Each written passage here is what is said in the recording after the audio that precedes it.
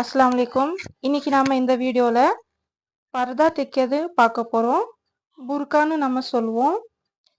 இந்த பர்தா தைக்கிறதுக்கு 3 மீட்டர் மெட்டீரியலை நான் இந்த மாதிரி 4ஆ மடிச்சு நான் போட்டிருக்கேன். ப்ளூ கலர் மெட்டீரியல் நான் எடுத்திருக்கேன். நான் தைக்கிற இந்த பர்தா 56 இன்ச் நீளம் உள்ள பர்தா. இந்த துணி கொஞ்சம் மெலிசா இருக்கிறதுனால நான் அம்ப்ரெல்லா கட்டிங் வைக்காம கொஞ்சம் ஸ்ட்ரைட் கட்டிங்கா வச்சு கீழே நான் மடிச்சு தைக்க போறேன். பர்தா அளவுக்கு ஏற்கனவே நம்ம யூஸ் பண்ண பர்தா நம்ம வச்சு அதுக்கு எக்ஸ்ட்ரா ஒரு 2 இன்ச் துணி விட்டு நம்ம கட் பண்ணி தைச்சிக்கலாம். இல்லைன்னா நம்ம மெஷர்மெண்ட் எடுத்து கூட நம்ம தைக்கலாம். மெஷர்மெண்ட் எடுக்கும்போது கொஞ்சம் சைடில் ஃப்ரீயாக நம்ம விட்டு எடுக்கணும். பாருங்க, நான் இன்ச்சு டேப்பில் நான் வச்சு பார்க்கும்போது 56 இன்ச்சுக்கு எனக்கு ஃபுல் டேபிளும் எனக்கு கவர் ஆகுது. 56 இன்ச் நான் மார்க் பண்ணியிருக்கேன். மேலே தைக்கிறதுக்கு ஒரு 1/2 இன்ச்சு, கீழே திக்காக நான் மடிக்க போகிறேன். ஸோ ஒரு 2.5 இன்ச்சு நான் எக்ஸ்ட்ரா கீழே விட்டுருக்கேன். மேலே ஸ்கேலால் ஒரு லைன் போட்டுக்கிறேன்.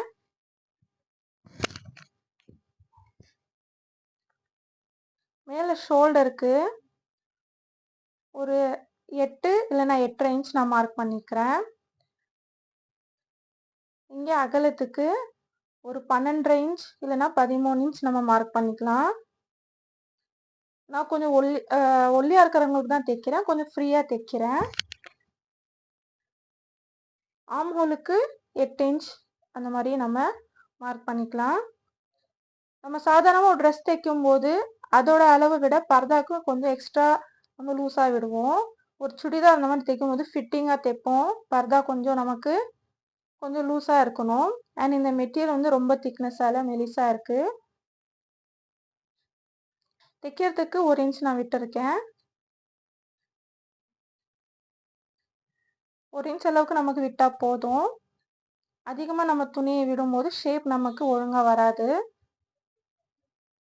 மேலே நம்ம எடுத்துருக்கிற அளவை விட 1 இன்ச் கம்மியாக கீழே எடுத்து நான் மார்க் பண்ணிக்கிறேன். மேலே ஒரு 12 13 இன்ச் எடுத்தேன்னா ஒரு 12னா கீழே 11.5 இன்ச் நான் மார்க் பண்ணிக்கிறேன். ஸ்கேலால் லைன் போட்டு கீழேயும் அந்த இடுப்பு கிட்டே போல் மார்க் பண்ணியிருக்கிறதுலேருந்து லைட்டாக கொஞ்சம் கிராஸாக நான் ஸ்ட்ரைட் ஸ்கேல் வச்சு மார்க் பண்ணிக்கிறேன்.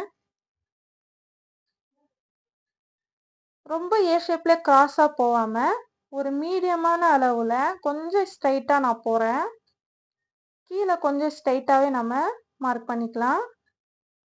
பாருங்கள், இந்த அளவுக்கு நான் மார்க் பண்ணியிருக்கேன்.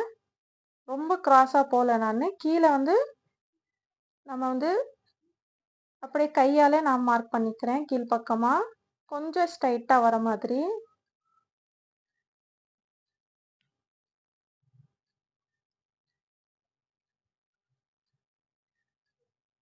பாருங்க, கீழே கொஞ்சம் ஸ்ட்ரைட்டாகவே போயிருக்கு மார்க்கு. இந்த அளவுக்கு நமக்கு மார்க் பண்ணால் போதும். இப்போ நம்ம இது கட்டிங் பண்ணிக்கலாம். நான் ஏன் கொஞ்சம் ஸ்ட்ரைட்டாக லைன் போட்டிருக்கேன்னா, நார்மலாக நம்ம யூஸ் பண்ண பர்தா இப்படி தான் கொஞ்சம் ஸ்ட்ரைட்டாக வரும். இது ஒரு மாடலு. இன்னொரு மாடல் எப்படி இருக்கும்னா அம்ப்ரெல்லா கட்டிங்கில் இருக்கும். அது ஃபுல்லாக ஏ ஷேப்பில் கிராஸாக போய் கீழே வளைவாக கட் பண்ணியிருப்பாங்க. இது ஒரு கட்டிங்கு. இந்த மெட்டீரியலுக்கு அது பொருந்தாது. ஏன்னா இந்த மெட்டீரியல் ரொம்ப மெலிசாக இருக்குது. திக்னஸ் அடர்த்தி அது கம்மியாக இருக்கிறதுனால கொஞ்சம் நமக்கு அந்த துணி அது ஒழுங்காக வராது நமக்கு அந்த அம்ப்ரெல்லா கட்டிங் கட் பண்ணும்போது. அதுக்காக நான் இந்த மெலிசான இந்த துணியை ஸ்ட்ரைட் லைனாக மார்க் பண்ணி கட் பண்ணியிருக்கேன். கீழே தைக்கும் போது கூட திக்னஸாக இருக்கிறது நமக்கு மெலிசாக இருக்கும்போது கொஞ்சம் பறக்கிறதுக்கு அதிகமாக வாய்ப்பு இருக்குது. கொஞ்சம் திக்னஸாக இருந்தால் நமக்கு ஒழுங்காக அது நிற்கும். அதனால நான் ஒரு 2.5 இன்ச்சில் கீழே மடித்து தைக்க போகிறேன். டபுள் ஃபோல்டாக நான் மடித்து தைக்க போகிறேன். இப்போ நாம் இந்த மார்க் பண்ண இடத்துல கட்டிங் பண்ணிக்கிட்டு இருக்கோம். நம்ம ஷோல்டரும் கொஞ்சம் அதிகமாக விட்டுருக்கோம். ஷோல்டர் நம்ம கரெக்டாக அந்த இதுக்கிட்ட வராமல் கொஞ்சம் லைட்டாக ஒரு 1/2 இன்ச் சாய்ஞ்சி இருக்கும். நெக்கு நமக்கு க்ளோஸ் நெக் தான் வரும். இதுக்கு பேக் சைடில் ஃப்ரண்ட் சைடும் ஓரளவுக்கு ஒரு 5 இன்ச் அளவுக்கு ஓப்பன் இருக்கிற மாதிரி தான் நான் கொடுக்க போகிறேன். கரெக்டாக அந்த லைனில் நம்ம இது கட் பண்ணிக்கலாம். பர்தா தைக்கிறது ரொம்ப ஈஸி தான். நார்மலாக நம்ம பார்க்கும்போது இது ஈஸி தான். நெக்குக்கு மட்டும் நம்ம கேன்வஸ் வச்சு அயன் பண்ணி தைச்சிட்டா போதும். கையும் சைட் ஜாயின் பண்ணிட்டா கீழே மடித்து தைச்சிட்டா நமக்கு பர்தா ஃபினிஷ் ஆகிடும். ஆனால் அது ஒழுங்காக கரெக்டாக நம்ம ப்ராப்பராக அது ஃபாலோ பண்ணி நம்ம தைக்கணும், அவ்வளோதான். இப்போ ஃபுல்லாக நம்ம கட் பண்ணியாச்சு.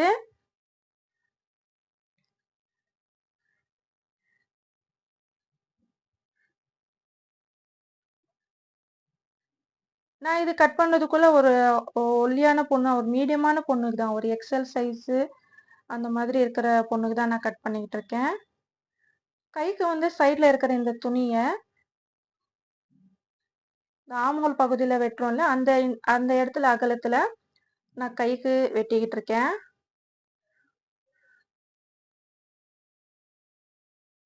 கையோட நீளம் நான் மார்க் பண்ணிக்கிட்டு இருக்கேன். நமக்கு 22 இன்ச் 23 இன்ச் நீளம் இருக்குன்னா கீழே எலாஸ்டிக் வைக்க போகிறோம். அதுக்கு மடிக்கிறதுக்கு எக்ஸ்ட்ரா ஒரு 2 இன்ச் வச்சுக்கலாம். இந்த சைடு 25 இன்ச் நான் மார்க் பண்ணியிருக்கேன். ஸ்கேல் வச்சு ஒரு லைன் நம்ம போட்டுக்கலாம்.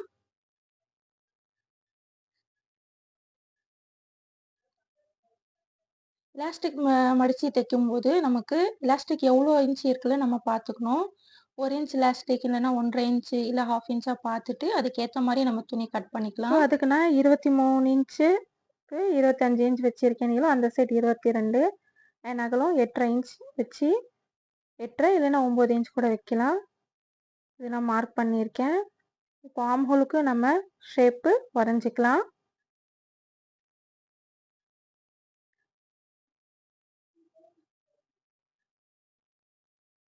இப்போ நம்ம இது கட்டிங் பண்ணிக்கலாம்.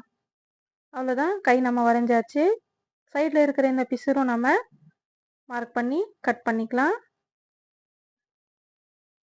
எலாஸ்டிக் வைக்கிறதுனால கொஞ்சம் நமக்கு ஃப்ரீயாகவே இருக்கும். கீழே நிறைய சுருக்கங்கள் வரும். அதனால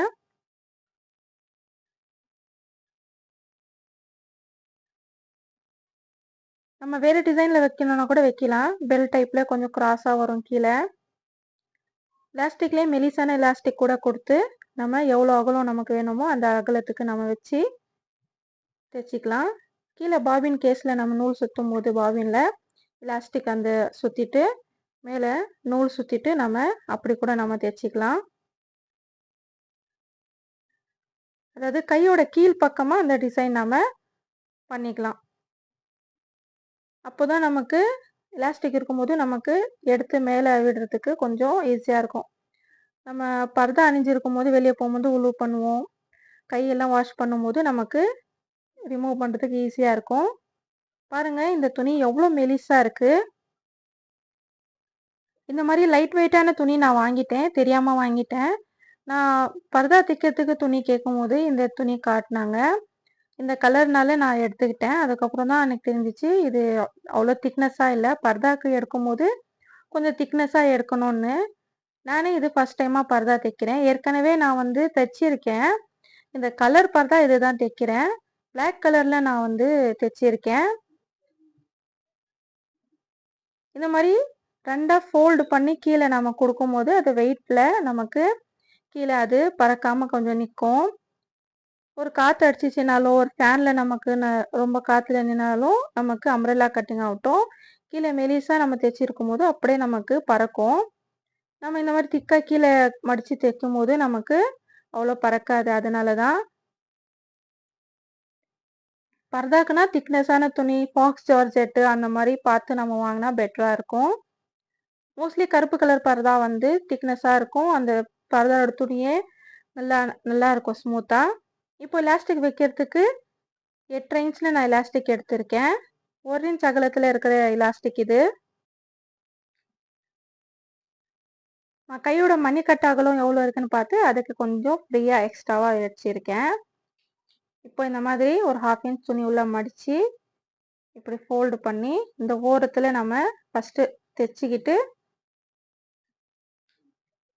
அதுக்கப்புறம் இந்த சைடில் நம்ம ஓரத்தையில் அடிச்சுக்கலாம். இந்த ஓரத்தையில் அடிக்கும் போது எலாஸ்டிக் மேலே தையல் படாமல் நம்ம பார்த்துக்கணும்.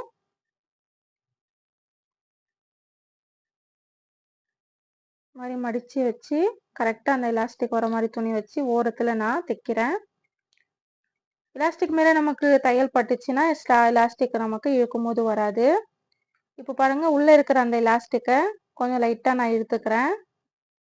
லைட்டாக அந்த அந்த ஃபுட்டு தூக்கி அதுக்கப்புறம் நான் லைட்டாக அந்த எலாஸ்டிக் எடுத்து தைக்கிறேன். இதே மாதிரி கடைசி வரைக்கும் லைட்டாக அந்த மாதிரி தூக்கி நான் பண்ணிக்கிறேன். நம்ம ஒரு தையல் அடித்து கூட உள்ள ஒரு இந்த எலாஸ்டிக் பின்னு வச்சு கூட உள்ள நம்ம நுழைக்கலாம். இப்படி தைக்கும் போது கொஞ்சம் நல்லா நமக்கு டைட்டாக கிரிப்பாக இருக்கும்.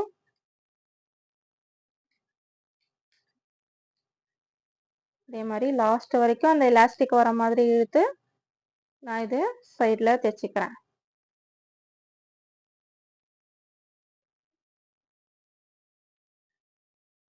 கொஞ்சம் ஸ்லோவாகவே நம்ம தைக்கும் போது இது நமக்கு கரெக்டாக வந்துடும்.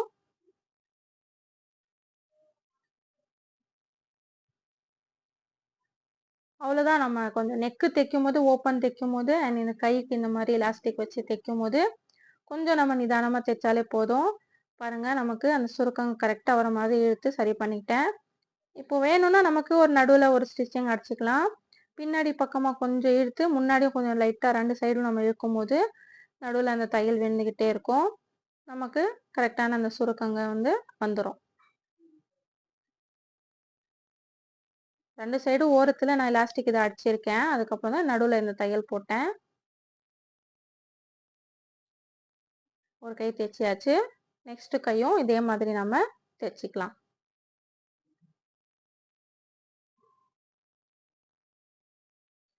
இன்னொரு தரம் காட்டுறேன் பாருங்க. இந்த 1/2 இன்ச் துணி இப்படி மடிச்சு சைடில் ஒரு தையல் அடிச்சுக்கிறேன். அதுக்கப்புறம் இந்த ஓரத்தில் ஒரு தையல் அடிச்சுக்கிறேன். அந்த தையல் மட்டும் எலாஸ்டிக் மேலே விழக்கூடாது.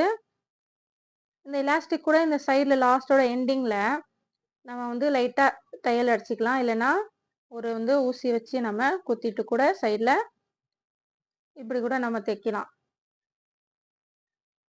அந்த கை தைக்கும் போது நான் சைடில் இந்த லாஸ்ட்டில் எண்டிங்கில் ஊசி குத்தல, தையலும் அடிக்கல. அப்படியே தைச்சிட்டு உள்ளே இருக்கிற எலாஸ்டிக் இழுத்துட்டே வந்தேன். இப்போ இந்த எலாஸ்டிக்கை நான் இந்த சைடு ஊசி அந்த குண்டு ஊசி குத்திருக்கேன் பாருங்க.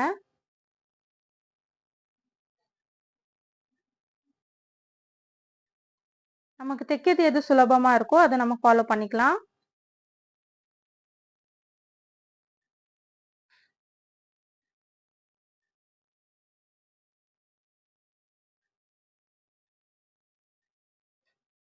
இதே மாதிரி கொஞ்சம் இழுத்து அந்த சுருக்கங்கள் நமக்கு அந்த சைடு போயிடும். தைக்கிற இடத்துல நமக்கு கொஞ்சம் ஃப்ளாட்டாக இருக்கும்.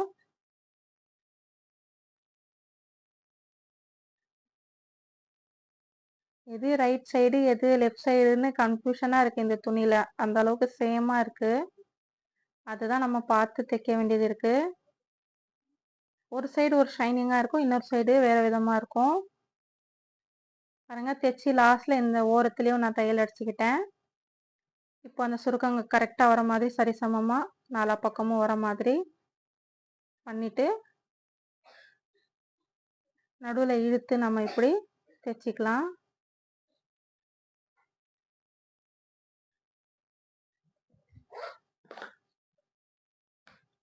ஓகே, 2 சைடும் நம்ம எலாஸ்டிக் 2 கைக்கும் தைச்சாச்சு. இப்படி வச்சு பார்க்கும்போது பாருங்கள், 1 இன்ச் நான் தைச்சிடுவேன்.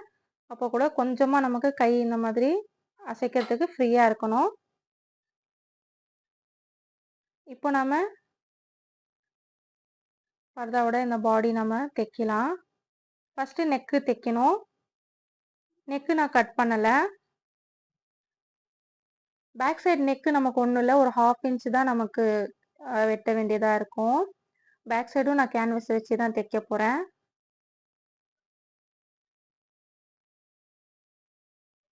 பேக் சைடு அந்த ஷோல்டர் கிட்ட ஃபுல்லாக நமக்கு ஒரு துணி கொடுத்து அட்டாச் பண்ணிக்கலாம். வேணும்னா நம்ம கேன்வஸ் வச்சு தைச்சிக்கலாம். ஃப்ரண்ட் சைடு நார்மலாக அந்த ரவுண்ட் நெக்கு தான் வரும். ரொம்ப ரவுண்டாக இல்லாமல் ஓரளவுக்கு ரவுண்டாக வச்சுக்கிட்டேன்.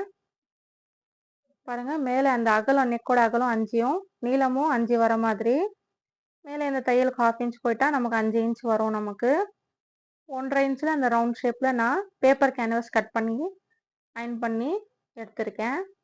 அயர்ன் பண்ணி சைடில் நான் ரவுண்டாக சுற்றி தைச்சிக்கிட்டேன். இப்போ ஃப்ரண்ட் சைட் துணி எடுத்து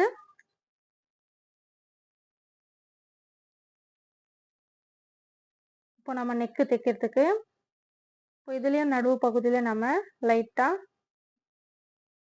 கட் பண்ணிக்கலாம்.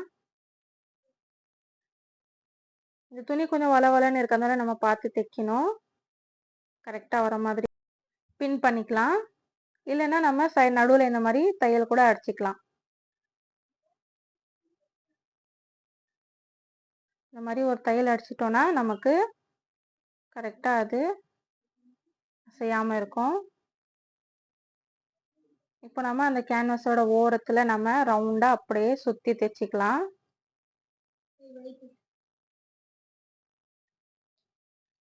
நெக்கு தைக்கும் போது கொஞ்சம் நம்ம பொறுமையாக தைக்கணும். அந்த ஷேப்பு நமக்கு கரெக்டாக வரணும்.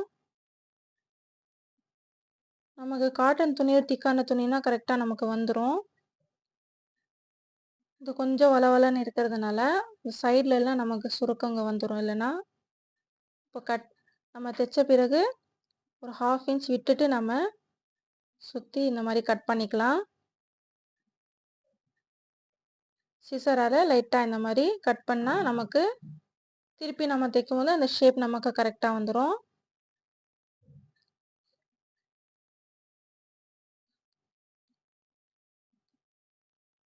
இப்படி கட் பண்ணிவிட்டு திருப்பி நம்ம ஒரு தையல் அடிச்சுக்கலாம்.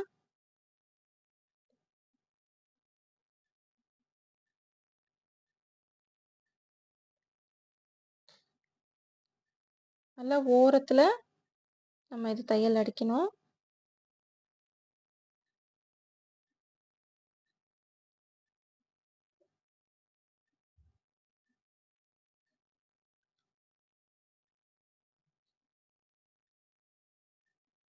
மோஸ்ட்லி பர்தாக்குனாலே இந்த மாதிரி யூ ஷேப் நெக்கு தான் வரும். ரொம்ப யூ ஷேப்பாக வராது, கொஞ்சம் ரவுண்டாக, அவ்வளோதான். இந்த மாதிரி தைச்சா நமக்கு ரெடி ஆகிடும். நெக்கு ஓரளவுக்கு மீடியமாக தான் வைக்கணும். ஒரு 5 இன்ச்சு அந்த மாதிரி வச்சாலே நமக்கு பர்தா கரெக்டாக இருக்கும். இப்போ நான் இந்த மாதிரி பின்னு குத்திக்கிறேன். இப்போது நெக்கோட நடுப்பகுதி இந்த ஜிப்பு வைக்க போகிறேன். நான் ஏற்கனவே அந்த இது ஆப்ஷனல் தான். நமக்கு வேணும்னா ஜிப்பு வச்சுக்கலாம். இல்லைன்னா ஒரு பட்டன் மாதிரி ஒரு ப்ரெஸ் பட்டன் மாதிரி நம்ம என்னன்னா தைச்சிக்கலாம். ஒரு 4 இன்ச் 5 இன்ச்சில் நம்ம ஓப்பன் வச்சா கூட நமக்கு போதும். நெக்கு நமக்கு ரவுண்ட் ஷேப்பில் நம்ம கேன்வஸ் கட் பண்ணும்போதே நடுவில் இந்த கேன்வஸும் நம்ம வைக்கணுன்னா நம்ம வந்து கட் பண்ணிக்கலாம். திக்கான துணிக்கு நமக்கு வந்து கேன்வஸ் வச்சு ஓப்பன் வச்சுக்கணும்னு தேவையில்லை. இப்போது இந்த மாதிரி துணிக்கு நமக்கு கேன்வஸ் வைக்கணும். அதனால் நான் யோசித்து சரி கேன்வஸ் வைக்கலான்னு சொல்லி இந்த மாதிரி ஜிப்பு எடுத்திருக்கேன். இப்போ இந்த 2 ஜிப் காட்டினேன் இல்லையா, இதெல்லாம் நமக்கு ரன்னர் வந்து ஃபைபரில் வரும், பிளாஸ்டிக்கில் வரும், அது உடஞ்சிடும். இந்த ரன்னர் வந்து மெட்டலில் இருக்கிறதுனால நமக்கு எவ்வளோ நேரம் நம்ம ஓப்பன் பண்ணி க்ளோஸ் பண்ணாலும் நமக்கு இதாகாது, உடையாது. பாருங்கள், ஓப்பன் பண்ணி இப்படி நம்ம விரித்தாலும் நமக்கு ஓப்பன் ஆகுது. சில ஜிப்புங்க வந்து தானாக அப்படியே ஓப்பன் ஆகிடும் கொஞ்சம் அசைஞ்சாலும். சின்ன குழந்தைங்களுக்கு பால் கொடுக்குறவங்க அவங்களுக்கெல்லாம் இந்த மாதிரி ஜிப்பு வைக்கும் போது ஈஸியாக இருக்கும். இப்போ நான் அந்த ஜிப்பு வச்சு அளவுக்கு நான் வந்து மார்க் பண்ணிக்கிட்டேன். ஒரு இன்ச்சு கம்மியாக வச்சு மார்க் பண்ணிக்கிட்டேன். இப்போ அந்த ஓப்பன் தைக்கிறதுக்கு கேன்வஸ் வச்சு அயர்ன் பண்ணியிருக்கேன். 2 சைடும் நமக்கு ஒரு 1.25 இன்ச்சில் நான் அந்த கேன்வஸ் வந்து மார்க் வச்சு அயர்ன் பண்ணி வச்சுருக்கேன். நம்ம சிங்கிளாக கூட நம்ம ஒரு 2.5 இன்ச் 3 இன்ச்சில் நடுவில் வச்சு கூட கட் பண்ணிக்கலாம். நான் வந்து இந்த மாதிரி ஷேப்பில் நான் வந்து கொடுக்கலான்னு கொடுத்துட்ருக்கேன். உங்களுக்கு எது கம்ஃபர்டபுளாக இருக்கோ அதை நீங்கள் வந்து வச்சு சிங்கிளாகவும் நீங்கள் கேன்வஸ் வச்சு அயர்ன் பண்ணி கூட தைக்கலாம். நான் 2 சைடாக இந்த மாதிரி கேன்வஸ் வச்சு தைக்கிறேன். உங்களுக்கு எது விருப்பமோ அதை நீங்கள் வந்து தைக்கும் போது ஈஸியாக இருக்கிறது நீங்கள் சூஸ் பண்ணி தைச்சிக்கோங்க. இந்த சைடு தைச்சிட்டேன். இப்போ இந்த சைடும் நான் வந்து எக்ஸ்ட்ரா இருக்கிற இந்த பிசர் வெட்டிக்கிட்டு தைக்கலாம்.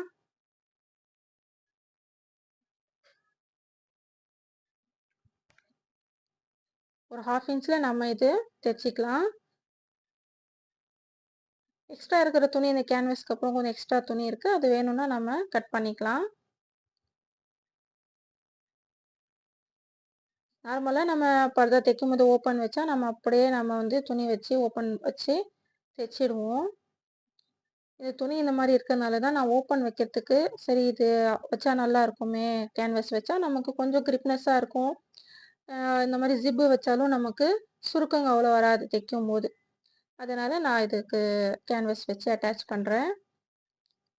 நீங்க ஜிப்பு வைக்கிறதா இருந்தா, ஏற்கனவே நம்ம வந்து நெக்குக்கு கட் பண்ணும்போதே அப்படியே நடுவுல அது ஜிப்புக்கு வேண்டிய அந்த அளவு வச்சு ஒரு 7 இன்ச், 8 இன்ச் மார்க் பண்ணிக்கிட்டு, எக்ஸ்ட்ரா கேன்வாஸ் வெட்டிக்கிட்டு ஷேப்ல நம்ம வந்து அட்டாச் பண்ணா நமக்கு இன்னும் சுலபமா இருக்கும்.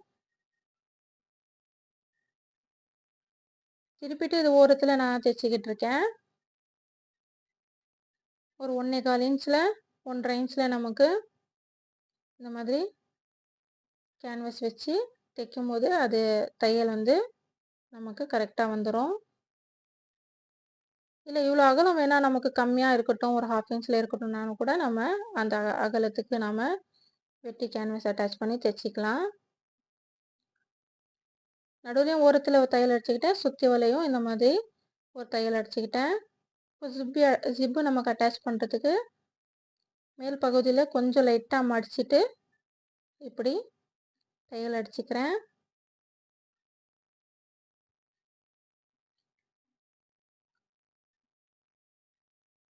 இப்போ கீழ சரிசமமா வச்சுக்கிட்டு இப்படி ஸ்டாப் பண்ணிட்டு, இந்த சைட் நம்ம ஜிப்பு வைக்கும்போது கொஞ்சம் நமக்கு குறைவாவும் இருக்கும். இல்லைன்னா கொஞ்சம் எக்ஸ்ட்ராவா ஆயிடும்.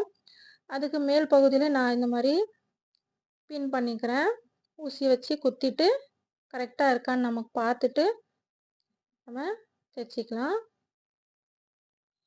ஜிப்பு நான் போட்டுட்டு அதுக்கப்புறம் நான் தைச்சுக்கிட்டு இருக்கேன். இப்போ அந்த ரன்னர் வந்து மேலே தைக்கும்போது மேலே இருக்கும். கொஞ்சம் பேக் சைட்ல இப்படி இழுத்து தைச்சுக்கலாம்.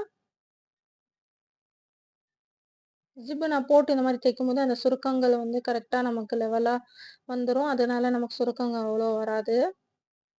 எக்ஸ்ட்ரா இருக்கிற உள் பக்கமா இருக்கிற துணிய இந்த மாரி ஜிப்போட அந்த கார்னர்ல இருக்கிற அந்த இதில நான் மடிச்சு தைச்சுக்கிறேன். லாஸ்ட்டா கீழ இந்த மாதிரி தையல் அடிச்சுக்கிறேன். அவ்வளோதான் நமக்கு ஃப்ரண்ட் நெக்கு இந்த ஜிப்பு தைச்சு நமக்கு முடிச்சாச்சு.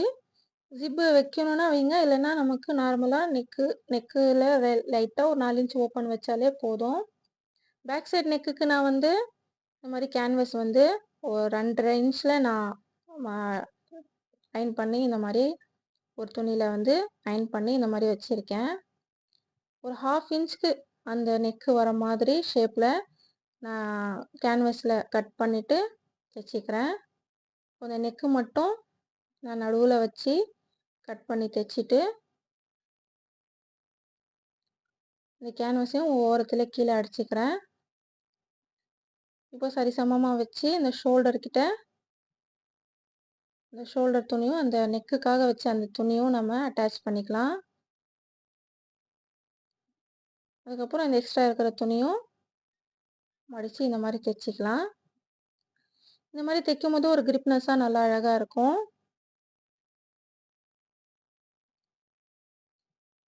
துணி நமக்கு இந்த மாரி இருக்கும்போது, இதுக்கு ஏத்த மாரி நம்ம பிளான் பண்ணி தைக்க வேண்டியது தான் என்ன பண்றது. இப்போ நம்ம ஷோல்டர் அட்டாச் பண்ணிக்கலாம். ரைட் சைடு உள்ள போற மாதிரி வச்சு, ஷோல்டர் ஒரு 1/2 இன்ச் நம்ம தைச்சுக்கலாம். ஷோல்டர் தைச்சுட்டு உடனே நான் வந்து ஓவர்லாக் அடிச்சுக்கிறேன். ஏன்னா நெறைய இதில பிசுறு வந்துகிட்டே இருக்கு அதனால.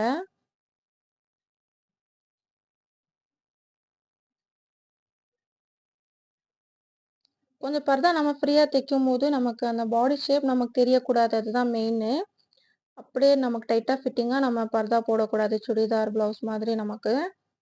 பர்தானா நம்மளுடைய அந்த உடல் அமைப்பு வெளியே தெரியாம இருக்கணும். அதுக்காக தான். நெக்குக்கு மேல சுத்தி இன்னொரு தையல் அடிச்சுக்கிறேன். பர்தானாலே நம்மளுடைய அந்த ஷேப்பு, உடல் அமைப்பு தெரியாம இருக்கணும். நமக்கு ஃப்ரீயா இருந்தாலும் நமக்கு வெயில் காலத்துல யூஸ் பண்றதுக்கும் நமக்கு கம்ஃபர்டபுளா இருக்கும்.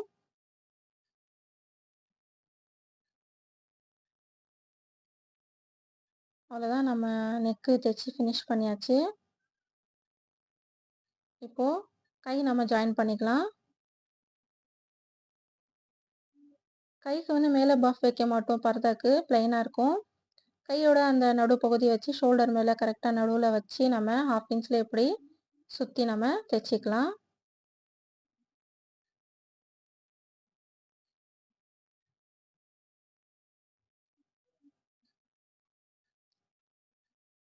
கரெக்டாக ஷோல்டர் கிட்ட வச்சு நம்ம தைக்கணும் பிளைன் கைனா.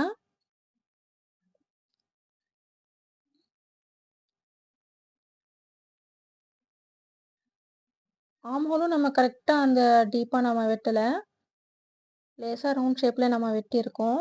ஏன்னா நமக்கு கொஞ்சம் ஃப்ரீயாக இருக்கணும். ஷோல்டர்லேருந்து கொஞ்சம் இறங்கி தான் இருக்கும் இந்த பர்தா.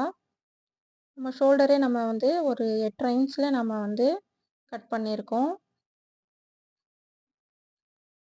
8.5 இன்ச் 9 இன்ச் கூட நம்ம வைக்கலாம். இப்போ சைட்லேயும் 1 இன்ச் அளவில் ஃபுல்லாக நான் அட்டாச் பண்ணிக்கிறேன்.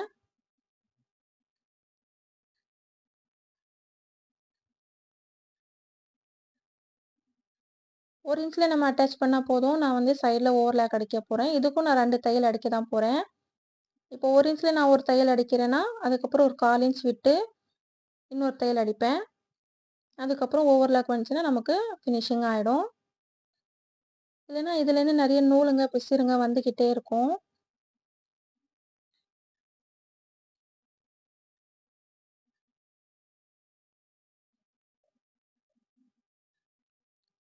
இதே மாதிரி இன்னொரு சைடும் நம்ம தைச்சிக்கலாம்.